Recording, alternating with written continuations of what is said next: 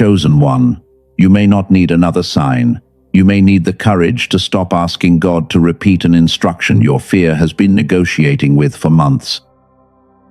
This is not a call to abandon your job tonight. It is not a reason to leave a relationship blindly. Wisdom matters, discernment matters, timing matters. But there is a moment when discernment quietly becomes delay. You know that moment. You pray, and something inside you becomes clear. You know the conversation you need to have. You know the boundary you need to set. You know the application you need to send. For a few minutes, the noise settles, and the next step feels almost obvious. Then the mind starts negotiating. Maybe I misunderstood. Maybe I need one more sign. Maybe everyone needs to agree first. Maybe I should wait until I feel no fear at all. 3 weeks pass. Then 3 months. And somehow, you are still asking the same question, even though the answer keeps returning with the same quiet weight. Here is the first breakthrough.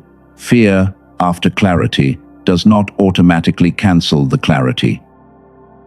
Sometimes fear simply reveals what the decision is going to cost your old identity. It can expose the part of you that still needs approval. It can expose the part that would rather remain familiar than become responsible for a new life. So today, do not ask only, "What if I am wrong?" Ask something deeper. Why does the same direction keep returning after the emotion has passed? Why does one part of you feel relief when you imagine moving, while another part immediately tries to pull you back? That tension matters. It is not proof by itself, but it is information. Before this message ends, I want to show you 3 things. How to recognize when an assignment has truly expired, why familiarity can disguise itself as peace, and why a sincere person can receive real clarity, then lose the ability to hold that clarity long enough to act. That third piece is the one many people miss. Because perhaps the problem is not that God has been silent. Perhaps the message arrived. The receiver has simply been struggling to hold it. If that sentence describes your season, stay with me. There is a difference between being patient and being frozen. There is a difference between waiting for timing and waiting for fear to disappear. You do not need panic. You need clarity that survives contact with uncertainty. And if you are ready to stop confusing delay with discernment, say it simply, "I will not stay." Let those words mark the beginning of something honest. Not reckless, not dramatic, honest. Because the first door we need to examine is not the door in front of you, it is the room behind you. And the question is simple: has that room finished teaching you what it came to teach? Chosen one, imagine this moment. You are sitting in your car before work. Your hand is still resting on the steering wheel. Nothing terrible has happened. No dramatic disaster is forcing you out. Yet one thought keeps returning, with a weight you cannot ignore. I cannot imagine still doing this 3 years from now. Maybe it is not a job. Maybe it is a relationship, a city, a routine, or a role you have carried for years. The details change, but the feeling is similar. What once stretched you now only drains you. What once taught you now repeats itself. And the strangest part is that you feel guilty for even noticing. You tell yourself to be grateful. You tell yourself not to quit too early. You remind yourself how hard you prayed to enter this season. Those thoughts can contain wisdom, but they can also hide a deeper problem. Something can be good, meaningful, and even God-led, without being meant to contain you forever. This is what I call the expired assignment. An expired assignment is not a failed assignment. It is a season that completed its work. The mistake begins when you confuse gratitude for what formed you with permanent loyalty to the place where the formation happened. Think about Abraham. The call was not built around contempt for where he had been. The movement came because a new instruction required a new context. The principle is simple. A place can be part of your preparation without being the final location of your obedience. That distinction matters because many people stay trapped by a false choice. They think leaving means the past was wrong. They think moving forward means they were ungrateful. But completion is not betrayal. Graduation does not insult the classroom. A seed does not dishonor the shell when it finally breaks through it. So how do you test this without becoming impulsive? Start with 3 questions. Does this place still form me? Am I staying from conviction or from familiarity? And if nobody were disappointed by my choice, what would I already know? Do not rush your answer. Notice which question creates the most resistance. The first question reveals purpose. A difficult season can still be forming you. Difficulty alone does not mean leave, but repetition without growth deserves attention. If every lesson has already been learned, the issue may no longer be endurance. It may be completion. The second question reveals attachment. Conviction can survive discomfort. Familiarity simply prefers what it already knows. One says, "This is still mine to carry." The other says, "I am afraid to discover who I am without this." The third question reaches deeper. Sometimes you are not waiting for God. You are waiting for everyone around you to approve what you already sense. You want growth without misunderstanding, but some transitions cannot give you that guarantee. Now, picture one ordinary morning in a different season. You wake up, and the first feeling is not dread. Your mind is not rehearsing how to survive another day. Nothing is perfect, but there is space inside you again. That vision is not a promise about a specific job, city, or relationship. It is a question about alignment. What would change if your daily life stopped demanding so much energy just to remain where you are? Hold that question, because the next trap is harder to see. It is the reason familiar pain can feel safer than unfamiliar possibility, and why a room you have outgrown can still feel almost impossible to leave. Chosen one, there is a hidden price you pay for staying with what is familiar. It rarely arrives as one dramatic loss. It collects quietly. A little time here, a little courage there, a little trust in yourself every time you ignore what you already know. This is what I call the familiarity tax. Familiar pain often feels safer than unfamiliar possibility because you already know how to survive it. You know the rules of the room. You know who becomes angry. You know what to say. You know how much of yourself to hide so the system stays calm. That knowledge can feel like peace. But peace and predictability are not the same thing. A predictable environment may still drain you. A familiar relationship may still shrink you. The familiarity tax shows up in small payments, lost time, lost attention, unnecessary explanations, suppressed ambition, decision fatigue. You keep paying because the cost arrives slowly, while the cost of change appears all at once.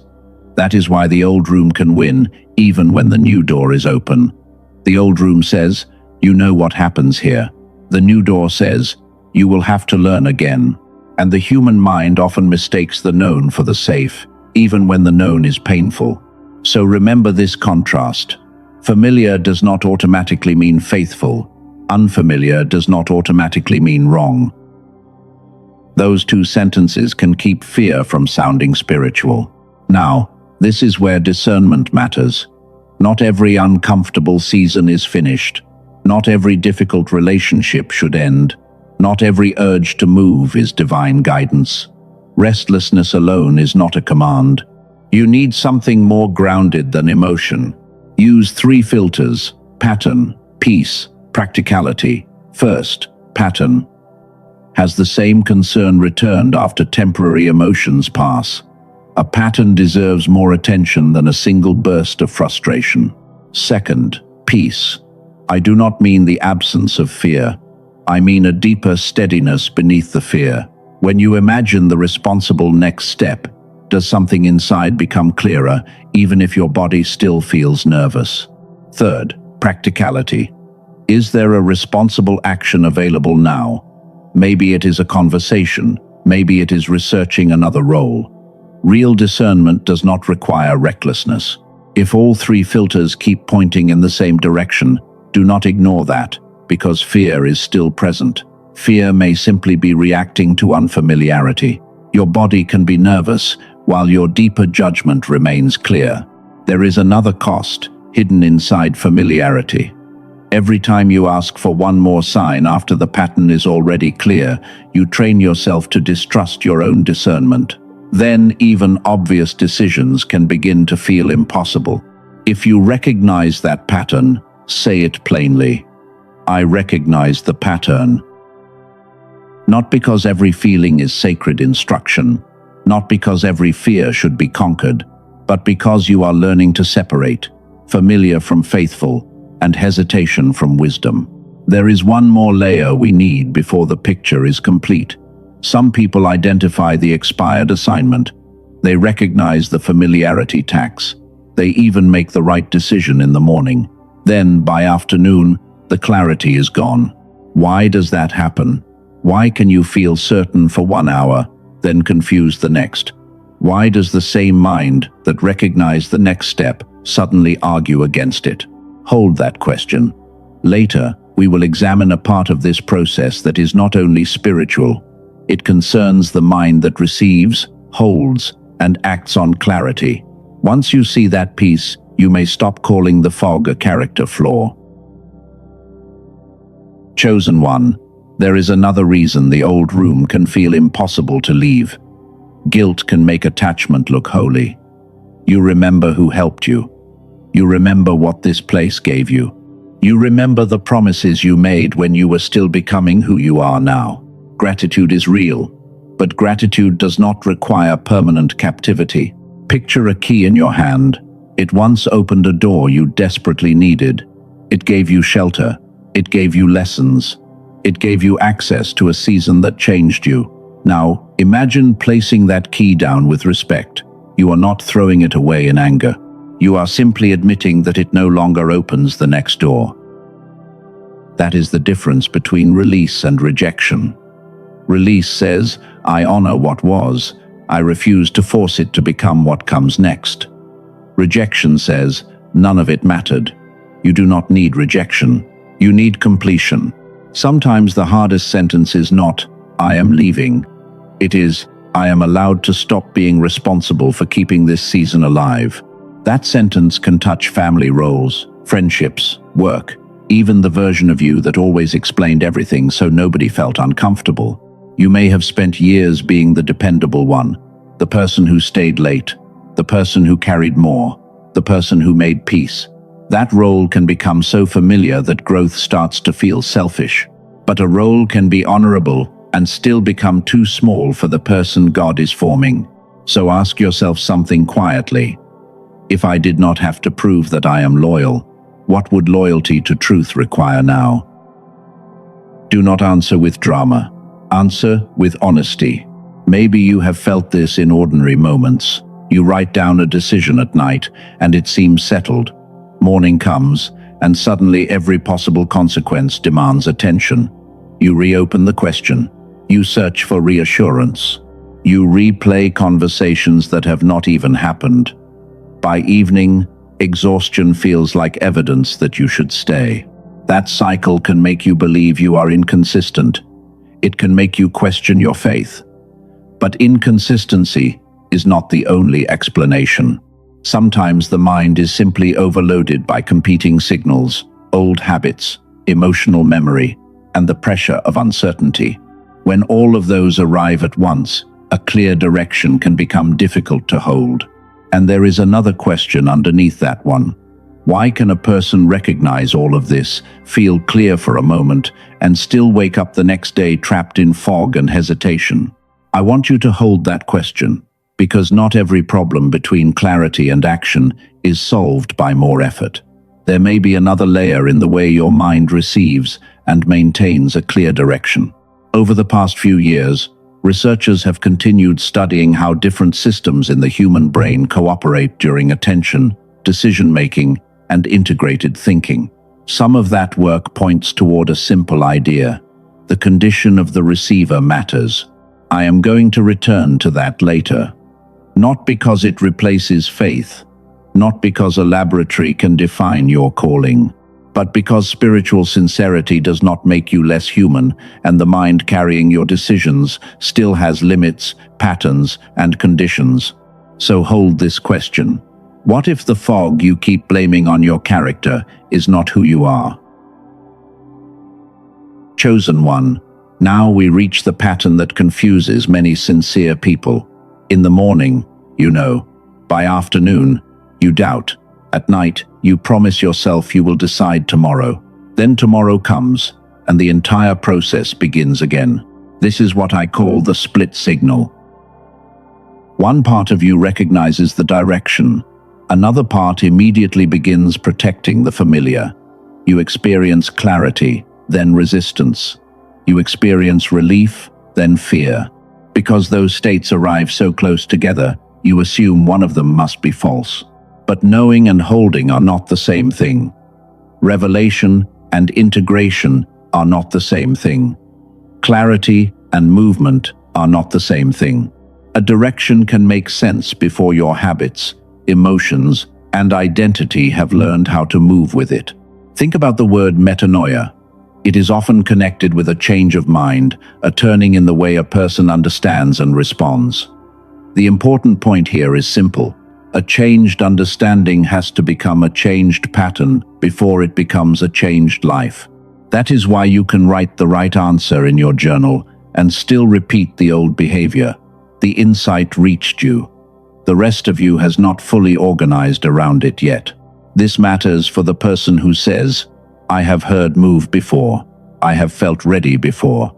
Nothing changed. Maybe the missing value was never another instruction. Maybe what you needed was a way to understand what happens after the instruction arrives. So stop calling yourself weak for one moment. Observe the sequence instead. What happens immediately after clarity? Do you reach for your phone? Do you search for another opinion? Do you imagine the worst possible outcome? Do you mentally return to the people whose approval you fear losing? Those reactions are data. They show you where the signal gets interrupted. They reveal the places where an old identity still has authority over a new decision. Here is a simple test. The next time clarity comes, do not make a dramatic move. Write one sentence that names the next responsible action. Then wait until the emotional intensity settles. Return to the sentence.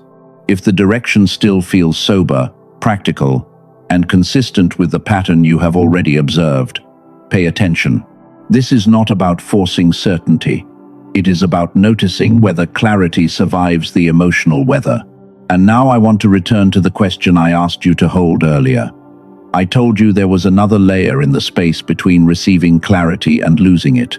We have reached that layer. Because what happens inside your mind is not just information, it is a condition.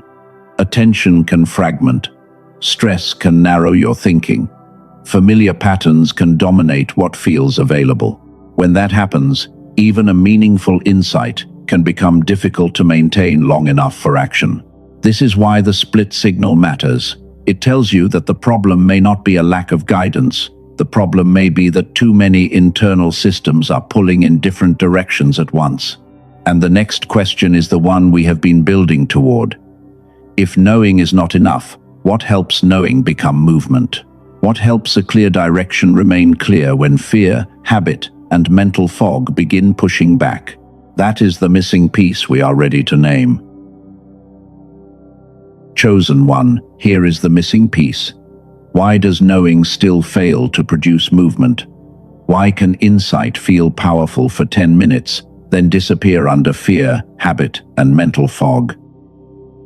The answer is not more pressure. The answer is understanding the whole system, carrying the decision. Three forces can work together. An expired identity keeps looking backward. Familiarity keeps rewarding what is known. Unstable clarity makes the next step difficult to hold. Once you see those forces together, the pattern stops looking like a personal failure.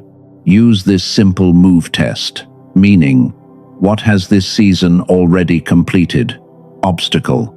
What specifically keeps you here? Verification. What pattern remains after the emotion settles? Execution. What is the smallest responsible next step you can take? You are not abandoned at the doorway.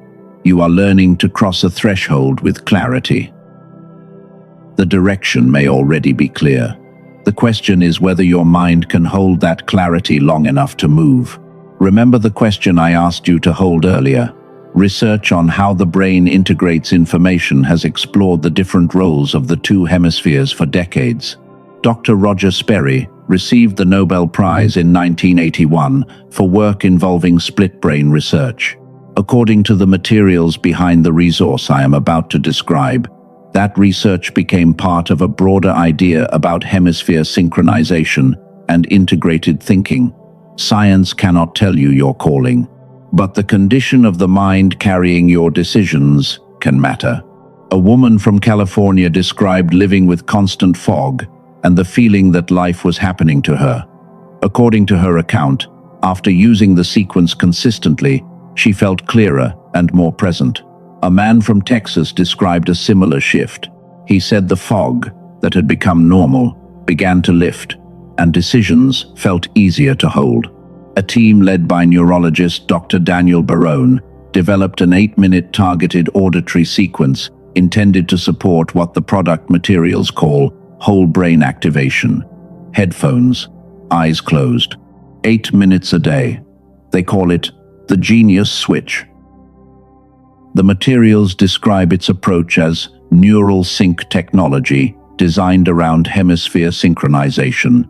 It is presented as a support tool, not a replacement for prayer, treatment, discernment, or action. The genius switch is not for everyone.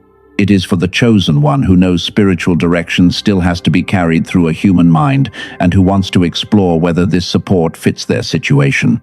The original value was positioned as high as $500. The listed price was $49. On the current product page described in the materials, the offer is $39, with 4 bonuses and lifetime digital access. The bonuses include a guided visualization, a grocery shopping guide, a classic manifestation book, and a printable habits infographic.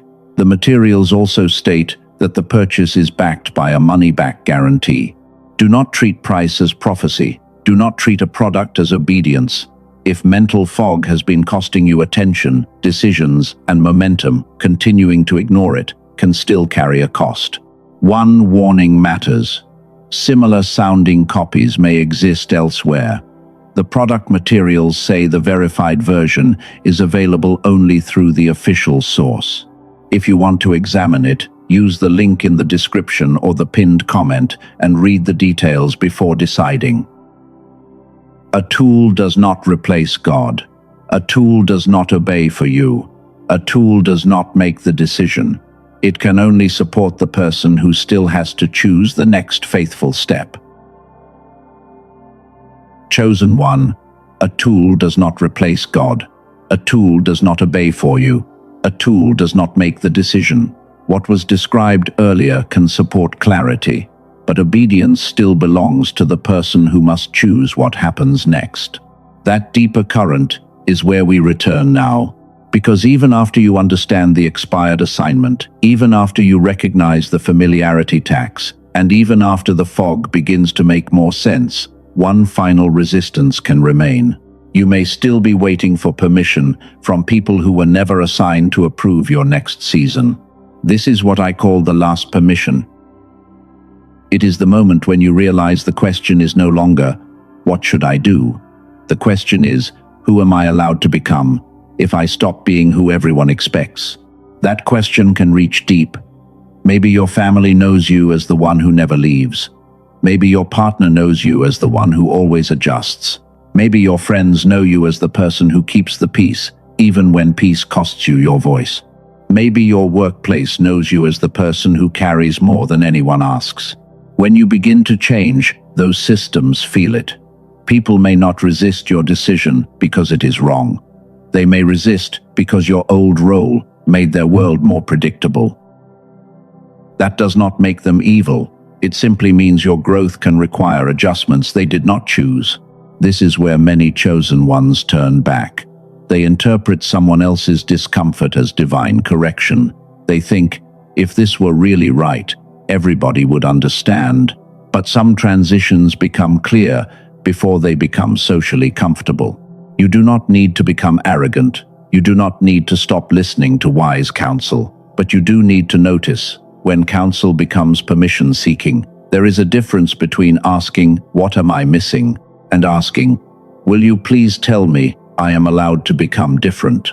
Sometimes that final permission never arrives. The parent may not understand. The friend may prefer the old version of you. The boss may never tell you that you have outgrown the role. The room rarely announces that you are ready to leave it. This does not mean you are more chosen than anyone else. It does not mean every desire is destiny. It means a sober next step can still be yours to take, even when nobody applauds it. Now imagine another morning. Your shoulders are softer. Your phone is not the first place you look for reassurance. You are not rehearsing arguments before breakfast. Your mind has space to notice what matters, and the next step no longer needs to be defended every hour. Maybe nothing outside has become dramatic yet. Maybe you are simply clearer. You send the application. You schedule the conversation. You set the boundary. You research the move. You stop spending another month pretending the decision does not exist. That is what movement can look like before the visible breakthrough. It is not always a door flying open. Sometimes it is the quiet return of agency. And for the person who felt the mind piece described earlier was relevant, that resource remains in the description and the pinned comment.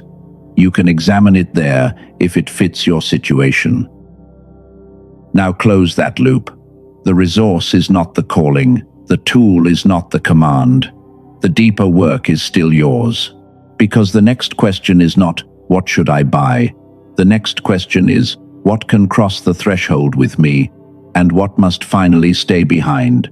You are not being asked to become fearless. You are being asked to become responsible. Chosen one, when you cross into a new season, you cannot carry every version of yourself with you. Some things belong to the road behind you. Some things were useful for survival, but they become heavy when the assignment changes. Imagine 3 bags in front of you. The first bag is what you honor. The second bag is what you release. The third bag is what you carry forward. In the first bag, place the people, lessons, memories, and seasons that truly formed you. Honor them. You do not need to rewrite the past as evil in order to move beyond it. Gratitude can travel with you. In the second bag, place what cannot cross. The need to explain every decision. The guilt that appears whenever somebody is disappointed. The old label that says, "You are only valuable when you are useful." The habit of asking 5 people what you already know. The reflex that turns uncertainty into retreat. This bag is heavy because you have been carrying it for years. But heaviness is not proof that something belongs to you. Some weight feels normal only because you have forgotten what your hands feel like when they are free. In the third bag, place what must continue. Wisdom, faith, skills, responsibility, discernment, gratitude, the courage to move slowly without moving backward. Notice the difference. You are not becoming careless. You are becoming selective. You are deciding what has permission to participate in the next chapter. Now let us make this practical. Think of one thing you honor from the old season. Name it quietly. Maybe it taught you endurance. Maybe it gave you people you still love. Maybe it exposed a strength you did not know you had. Now think of one thing you release. Be specific. Maybe it is the need for approval. Maybe it is the belief that fear means no. Maybe it is the habit of delaying until everyone agrees. Do not fight it. Just name it. Finally, choose one thing you carry forward. A lesson, a boundary, a skill, a truth about yourself that was earned through experience. Now picture a doorway. You do not need to see the whole destination beyond it. You only need to see the floor immediately on the other side. Take a slow breath. Let your shoulders drop. Put one hand over your heart if that feels natural. Imagine placing the second bag down before you reach the doorway. You are not throwing away your history. You are refusing to make your history your prison. Now picture one small step forward, not 10 steps. 1. The road does not need to explain itself all at once. Movement does not require total visibility. Ask yourself, what is the next responsible action that matches what I already know? Maybe it is making a call. Maybe it is writing the plan. Maybe it is having the conversation you keep postponing. Maybe it is setting one boundary and watching what happens. Do not choose the most dramatic action. Choose the clearest one. A faithful next step is often smaller than fear makes it seem. And remember what you learned earlier. Familiar does not automatically mean faithful. Unfamiliar does not automatically mean wrong. You can carry wisdom without carrying paralysis. You can honor yesterday without living inside it. You can appreciate the room that formed you without asking it to become your forever home. Take one more breath. Feel the difference between running away and moving forward.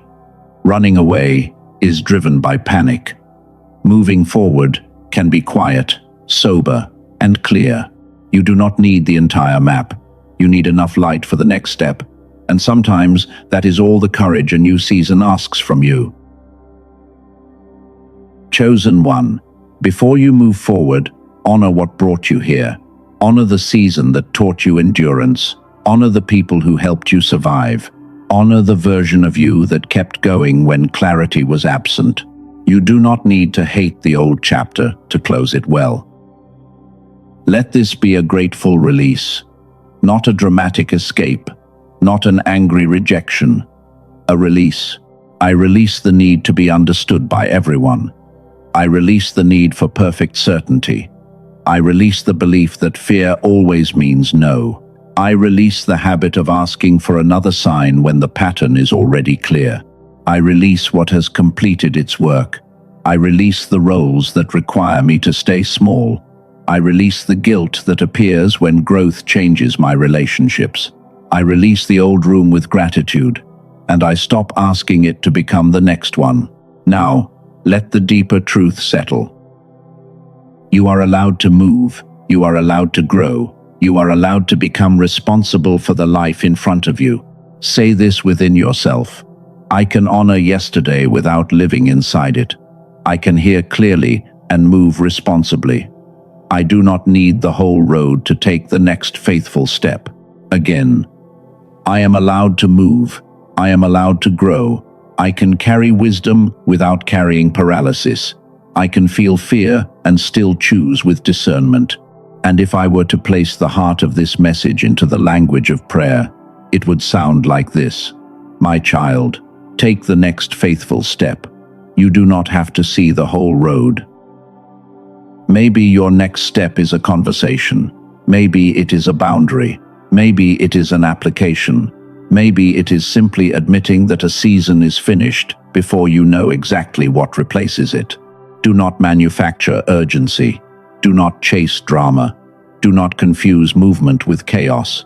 Let the next step be sober enough that you can respect it tomorrow. Remember the 3 things you learned. An assignment can be complete without being a failure. Familiarity can feel safe without being faithful. And clarity can be real even when fear arrives after it. That is the threshold, not becoming fearless. Becoming able to move without requiring fear to disappear first. If this is the season you are in, mark it with one simple declaration. I am moving forward. Write those words if they are true for you.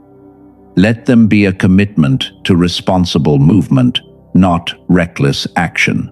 Share this message with someone who has been standing at a doorway for too long.